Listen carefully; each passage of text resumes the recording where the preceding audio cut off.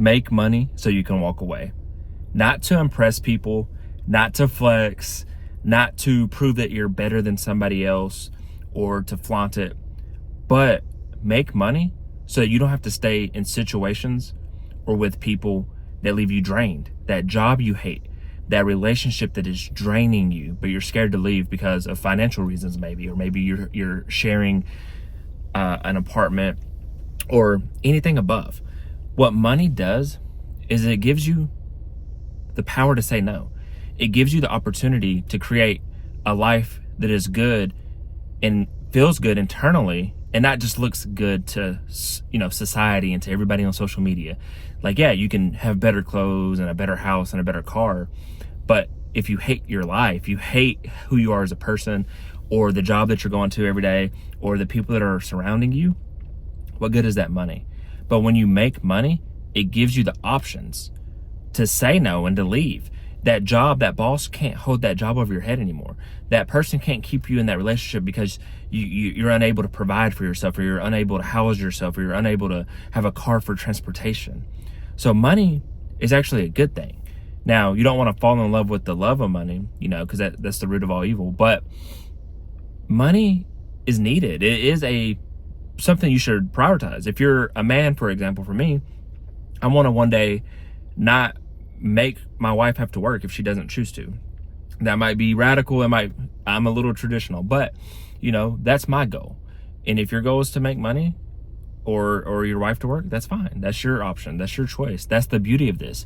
But you make money so it allows you not to have to stay in room situations with people and in environments you no longer want to be in, or that no longer serve you. It is saying yes to your self-respect so that when you are disrespected by your boss, you don't have to just sit there and take it. You can get up and go leave. You can leave, go start your own business, or you can have enough money in reserve to go and without a job for 3, 4, 5, 6 months. That way you have time to find a better environment, a better work environment.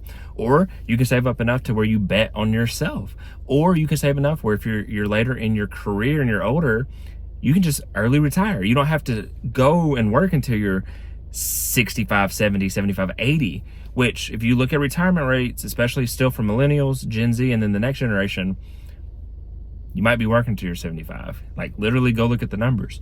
So money is not evil. Money is not bad. And wanting to have money is not bad. Wanting to be wealthy and provide for a family or provide for yourself, or maybe even buy nice things, isn't, the end of the world. I do say you shouldn't be super materialistic. You shouldn't fall in love with money. But it is good to have nice things and to be rewarded and to have a little bit of prosperity.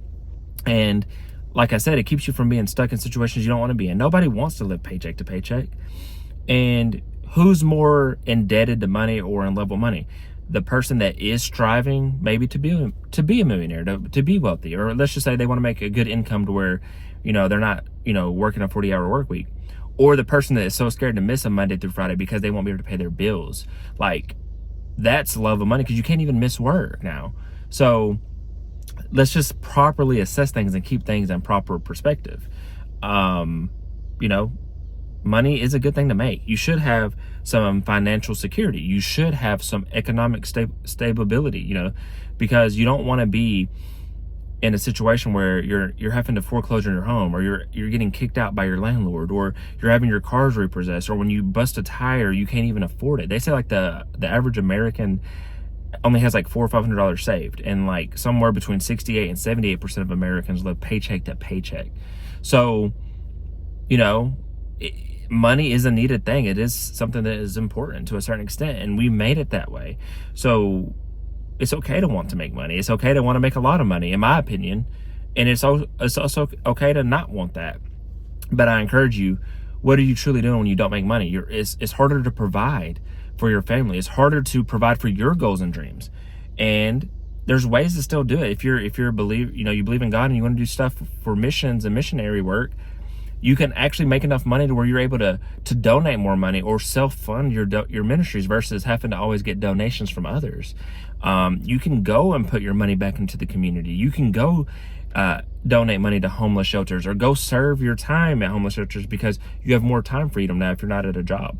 Or you can make more money at your job to where you just have more money in your savings. So when you do turn 60, you can retire early. Or when your kids want to, you can save for your college, your kids' college fund. Or when they want to play sports, you can tell them yes.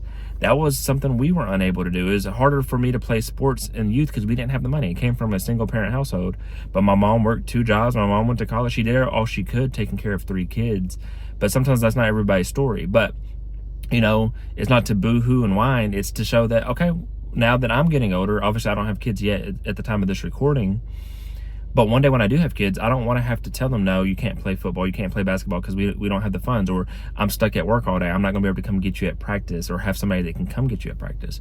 So money does allow affordance. It allows you to be able to have options on how you spend your time and how you spend things. And it also gives you peace of mind. It gives you more stress. Money can solve a lot of problems. I think people will try to demonize money. But like I said, those are the same people that go work 40, 50, 60 hours a week at a job that they usually hate and complain about. But then when somebody's like, I'm going to start my own business, or hey, I want to climb this corporate ladder, or hey, I want to start making side income, I do a side hustle, I want to start streaming, they get hate from those same people. So it doesn't make sense. But that's not my goal to judge or my goal to, present anything. All I know is make money, because it is important. I do think you should be bringing in income. Why make $725 when you can make $1725, or you can make $7025, or you can make $70,000 per day? Like, try to maximize it. Now, that doesn't mean go break your back, go work 100 hours a week, or go build a business. If that's not what if you don't want that, don't do it. But if you're going to do something, you're going to trade an hour of your life away from friends, family, from hobbies, from interests, from your dreams, from your spiritual walk, from your fitness, things like that. If you're going to trade that 1 hour for money, at least maximize it. At least get it to the top amount that you can possibly get it to, that you're content with, and you're not, dead broke, living paycheck to paycheck, unable to pay for your kids' sports, or arguing with your significant other about who's going to pay the bills, or how we're going to get the bills paid, that type of stuff. So just keep this in mind. I hope this inspires you. So make money so you can walk away from things that no longer serve you and that drain you. This was day 123 of my consistency journey. Peace and blessings on your journey.